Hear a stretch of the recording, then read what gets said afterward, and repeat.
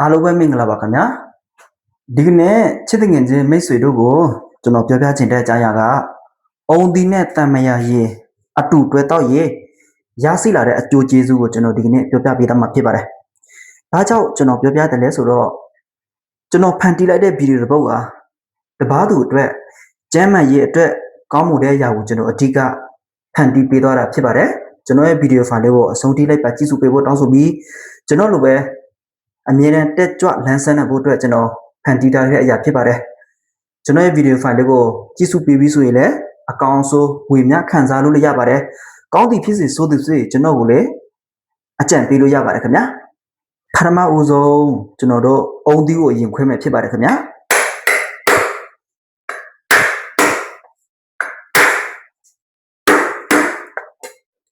အုံသီးကိုခွဲပြီးဆိုရင်ကျွန်တော်တို့တန်မယာရည်နဲ့လောင်းထည့်မယ်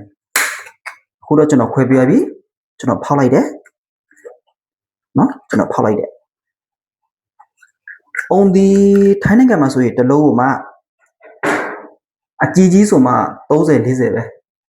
အုံဒီနဲ့တမရရေတောက်ချင်းဟာကျမ်းမာရေးအတွက်တကယ်ကိုကောင်းမှုတဲ့အကျိုးအနည်းတင်နေများစွာရှိတာဖြစ်တဲ့ကျွန်တော်ပြန်နေပြီးတော့မျှဝေပေးရခြင်းဖြစ်ပါတယ်ခင်ဗျာအုံဒီကိုခွဲပြီးဆိုတော့ကျွန်တော်တို့တမရဒီကိုဆက်လက်ပြီးခွဲပေးတော့ဖြစ်ပါတယ်တမယာဒီထိုင်းနိုင်ငံမှာဈေးပပေါ်နဲ့ပဲရပါတယ်တစ်လုံးကို3 ဘတ် 4 ဘတ်ပဲပေါ့နော်မြန်မာငွေနဲ့ဆိုရင်500-600ပေါ့နော်ခုကျွန်တော်တို့တမယာဒီကိုအရေးပဲယူမယ်အစ်စ်မယူဘူးကျွန်တော်အကြံပေးချင်တာကတော့ကျမ်းမာရေးကတကယ့်ကိုအရေးကြီးတဲ့အခန်းကဏ္ဍမှာဖြစ်တဲ့အတွက်ကျမ်းမာရေးကိုအထူးကအရေးပါတဲ့အသီးအရွက်အစာအသောက်တွေပဲလူတန်း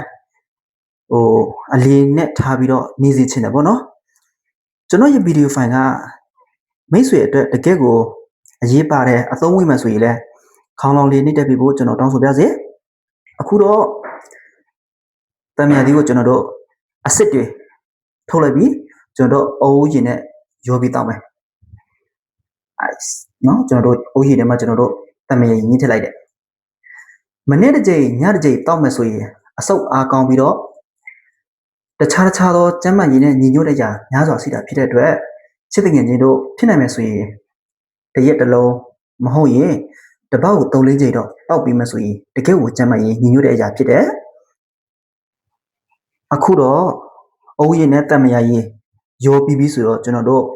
နည်းနည်းမွေလိုက်တယ်ကျွန်တော်တို့မွေပြီးဆိုရင်တောက်မယ်ပြောချင်တာကတော့မနေ့ပိုင်းဆိုပို့ပြီးတော့လန်းဆန်းတယ်ပေါ့နော်ညဘက်တော့ဒီနေ့ကိုပြေပန်းထားတဲ့အလုပ်ပြေပန်းတဲ့လူတွေဒီအုံးရည်နဲ့တန်မယာဒီကိုတွဲတောက်မှဆိုရင်လေတစ်နှစ်တာလုပ်ခဲ့တဲ့အလုပ်ပြေပန်းတ냐အကုန်လုံးပျောက်ွယ်ကျွန်တော်ဆိုရင်အစကမသိခဲ့ဘူးအခုတော့ကျွန်တော်သိပြီကျွန်တော်တပတ်ကို2ချိန်ကနေ3ချိန်အများတန်းတောက်ဖြစ်တယ်ပေါ့နော်ကျမ်းမာရေးညီညွတ်ဖို့အတွက်အုံးရည်နဲ့တမယာရည်အုံးရည်နဲ့ပြားရည်အုံးရည်နဲ့တခြားသောအသီးအနှံတွေအတူတူစားတောက်ပြီးဖို့ကျွန်တော်တိုက်တွန်းလို့ပါတယ်ဒီနေ့ကျွန်တော်ရဲ့ဗီဒီယိုဖိုင်ကတော့ဒီလောက်ပါပဲခင်ဗျာမိတ်ဆွေတို့အတွက်အကျိုးရှိခဲ့မယ်ဆိုရင်လည်းကျွန်တော်ဗီဒီယိုဖိုင်လေးကိုခေါင်းလောင်းလေးနဲ့တူတောင်းဆိုပြတယ်ခင်ဗျာကျေးဇူးတင်ပါတယ်